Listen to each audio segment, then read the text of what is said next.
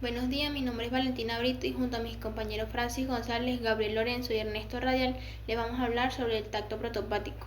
El tacto protopático es el sistema sensorial responsable de transmitir sensaciones vitales para nuestra protección, como lo es el dolor, la temperatura y el tacto grueso. Estas sensaciones generales no son detalladas, pero para captar esta información nuestro cuerpo utiliza tres tipos de receptores distribuidos en la piel y los tejidos profundos, que son los termorreceptores, que estos detectan cambios térmicos.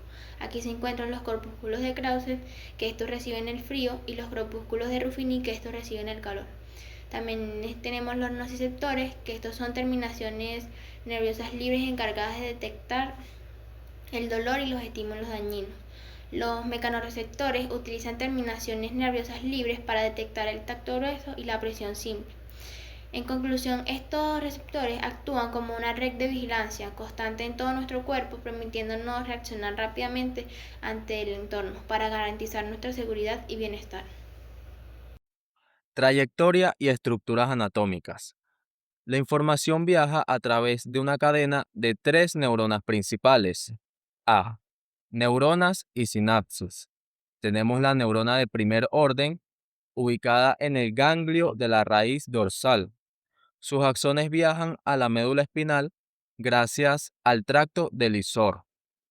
Luego tenemos la neurona de segundo orden, ubicada en las láminas de Reset, primera, cuarta, quinta y sexta, del asta posterior de la médula espinal.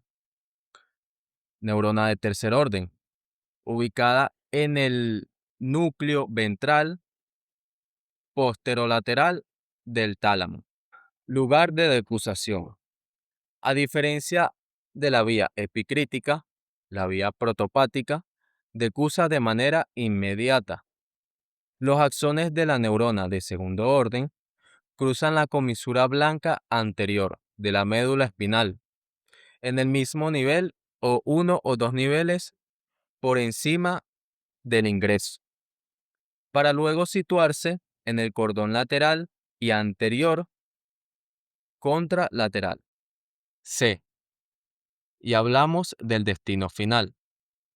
Los axones de la neurona de tercer orden, el tálamo, se proyectan a través de la cápsula interna hasta la corteza somatosensorial primaria, áreas 1, 2 y 3 de Brodmann, en el giro postcentral del lóbulo parietal.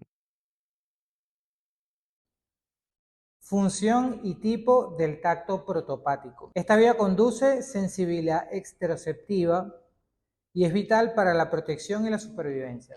Esto quiere decir que este tacto es el que nos permite identificar los riesgos que puedan existir en cuanto a temperatura o dolor, que son mecanismos de defensa que nos ayudan a cuidar la biología o directamente el cuerpo ante una reacción que pueda generar una amenaza a la supervivencia o a la protección del individuo.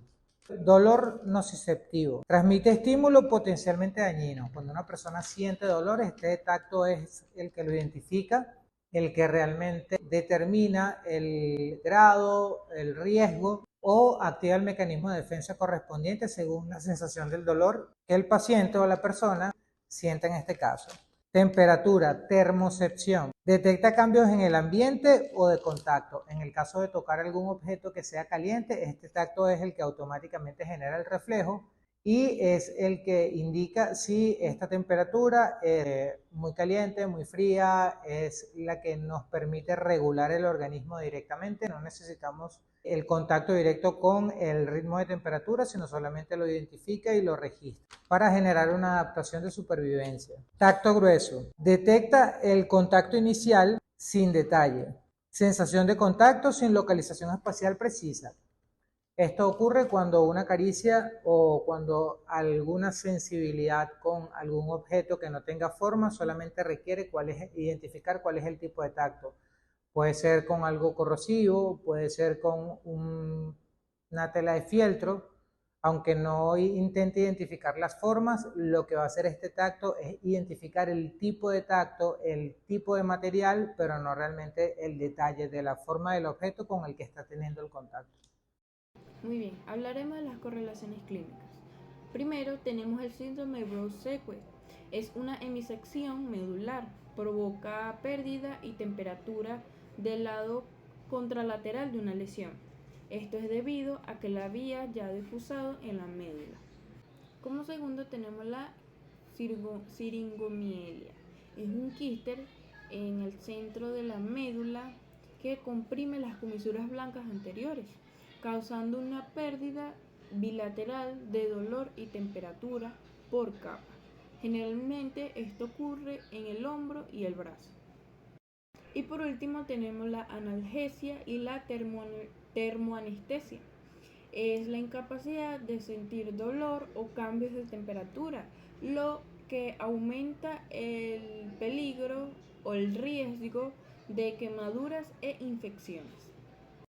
Ok, hablaremos de la actividad central, el reflejo de retirada y percepción. Para evidenciar el funcionamiento, imagina que accidentalmente tocamos una hornilla caliente. En la detección tenemos que los termorreceptores y los nociceptores de la mano disparan una señal, la cual en la transmisión la señal llega en el asta posterior de primero y segundo orden. En la acción medular sería que antes de que el cerebro se entere, se activan las interneuronas que activan el reflejo de retirada, o sea, es como el quitar la mano.